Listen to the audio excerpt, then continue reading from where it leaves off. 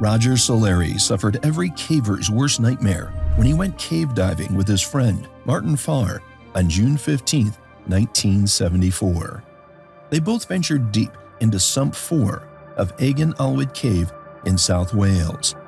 But what began as a daring exploration into uncharted territory quickly spiraled into a nightmare when Roger began to struggle with sinus issues and the team's oxygen supply dwindled.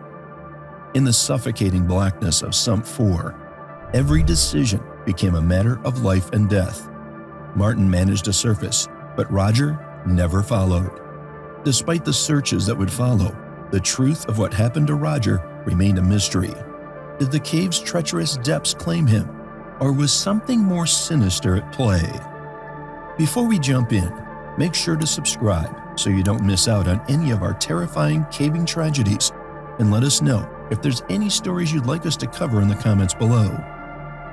This is the heartbreaking story of Roger Solari's final dive. Roger Solari was a name that resonated deeply within the caving community. An experienced caver with a penchant for adventure, Roger had spent years navigating labyrinthine caves. His background as a trained climber and spelunker gave him the expertise to tackle some of the most daunting subterranean systems in the world. In the early 1970s, Roger met Martyn Farr, another experienced caver. Together, they spent 1972 and 1973 uncovering and mapping miles of new caves across Wales and Ireland. By 1974, the pair set their sights on one of the most formidable challenges in the British Isles, the terminal downstream sump in Agen Allwedd, South Wales. Agen Allwedd was one of the UK's most significant cave systems, stretching over 20.2 miles of mapped passages. On Saturday, June 15, 1974, Roger joined Martyn and Agen Allwedd Cave to push further into the passageways. This dive was part of Martyn's broader effort to continue from where another diver had left off in 1972, a feat that had added 1,969 feet of previously unexplored passageway. Just a month prior, Martyn had conducted a solo dive in the system, but Roger was unable to join due to a knee injury. Now, fully healed, Roger was ready to take on the challenge. The men meticulously packed their gear, knowing the risks ahead. They each had 3 air cylinders, a pair of boots, and a line reel. Roger with 400 feet of line reel and Martyn with 1,000 feet. Their goal was to dive to the 4th sump of the cave, which had not been properly explored before. Roger's determination was palpable. His years of experience and numerous expeditions had brought him here, but he had a personal hurdle to overcome: chronic sinus problems that had troubled him during past dives. The pressure changes in deep water could exacerbate the condition, but Roger had battled through such difficulties before. It was a calculated risk, one he deemed worth taking for the sake of discovery. Their journey to Sump 4 was arduous, crawling through narrow tunnels, climbing over jagged rocks, and wading through cold pools. They moved steadily deeper into the cave. Each feat brought them closer to the unknown depths that Sump 4 promised. Initially, the dive progressed smoothly. Roger and Martyn moved methodically, unspooling the guide rope as they advanced. This lifeline back to the surface was crucial, their only way to retrace their path through the submerged labyrinth.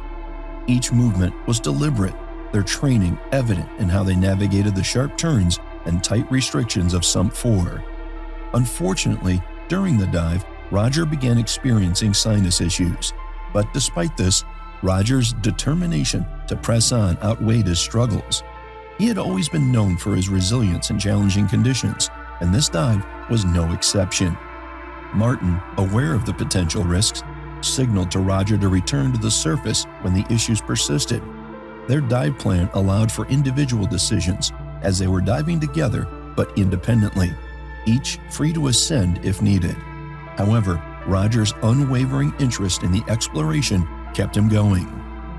Roughly 400 feet into the sump, Roger's guideline ran out, marking the point where they had reached a depth of 50 to 60 feet. The passage continued to descend deeply.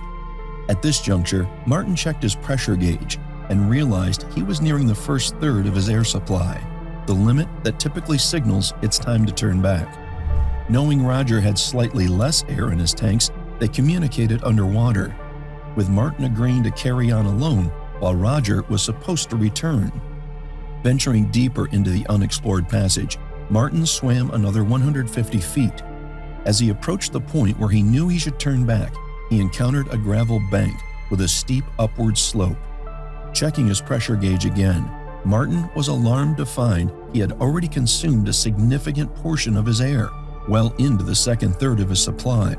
It was a critical moment, and the growing risks of the dive were becoming undeniable. Despite the dwindling air supply, Martyn pressed on, ascending the gravel slope in hopes of finding an air pocket to take a brief breath. As he reached a depth of just 3 feet beneath the water's surface, he realized with growing dread that there was no airspace, only solid rock above him. With less than half a tank of air remaining, the stakes were now dangerously high. He had no choice but to retreat immediately. Pushing the limits of endurance, Martyn began his hasty return through the tunnel. Along the way, he spotted Roger hovering near the roof of the passage at the same shallow depth. Desperation hung in the water as Martyn signaled that it was time for them both to head back. Roger acknowledged the signal, gripping his line as Martyn dropped his reel to free himself for a quicker exit. The two divers were perilously low on air, making every second crucial. Martyn surged ahead, retracing their path through the cave's twists and turns. However, his rapid ascent came with consequences. Sharp pain pierced his ears as the pressure shifted too quickly, forcing him to pause and clear them. Clinging to the line for stability, Martyn anxiously waited for Roger to catch up. Minutes passed, but there was no sign of his diving partner. The crushing silence of the cave weighed heavily as Martyn began to fear the worst. Time and air were running out, and the uncertainty was unbearable. Roger was nowhere to be seen. Martyn, faced with an agonizing decision, realized he didn't have enough air to re-enter the tunnel and search for Roger. With no other option, he pushed forward to the surface, his body heavy with exhaustion and his mind plagued by dread. Relief washed over him briefly as he broke through the open air, gasping deeply, but the sinking realization that Roger was still below soon replaced his relief. Martyn waited, scanning the still waters, hoping against hope that Roger would emerge at any moment, but the minutes dragged into an eternity, and Roger did not surface. Despite the relief of being alive, Martyn was curious to know what might have gone wrong with his partner and friend. He knew he had done what any professional diver would in such a situation, but now, standing above ground and staring at the dark waters, he realized he had to take a risk. Roger's life depended on it. Summoning his strength, Martyn re-entered the cave, his movements driven by urgency and a flickering hope of finding his friend. He began pulling the guideline, but something was wrong. It was slack. Moving deeper, he followed the line another 430 feet, only to discover that it had been severed. Around 30 feet past the point where the lines had been joined, the break was clear. Martyn's air reserves were now dangerously low, leaving him no choice but to abandon his search. He returned to the surface, heart pounding and mind racing, consumed by the painful reality that he could do no more. Hours passed with no sign of Roger. When another caver, John Elliott, and his team returned from their own 9-hour dive nearby, Martyn, pale and visibly shaken, explained what had happened. Without hesitation, the group alerted the police and the cave rescue team. What had started as a thrilling exploration had now turned into a desperate rescue mission. John Parker, one of the most skilled cave divers of his time, was called to assist in the rescue effort. By Sunday evening, the team attempted to recover Roger's body, but heavy rainfall in South Wales had turned the waters murky, reducing visibility to almost nothing. Despite their determination, they spent the entire night searching in vain, eventually suspending their efforts when the conditions made further exploration impossible. After waiting a few days for the weather and water clarity to improve, the team regrouped and returned to Agen Allwedd the following Thursday. This time, the search team included 10 divers, among them John Elliott, John Parker, and Colin Edmond, a local diver familiar with the region. Their goal was clear: to reach the terminal sump and bring Roger back. Parker and Edmond led the dive, while the rest of the team remained at the surface.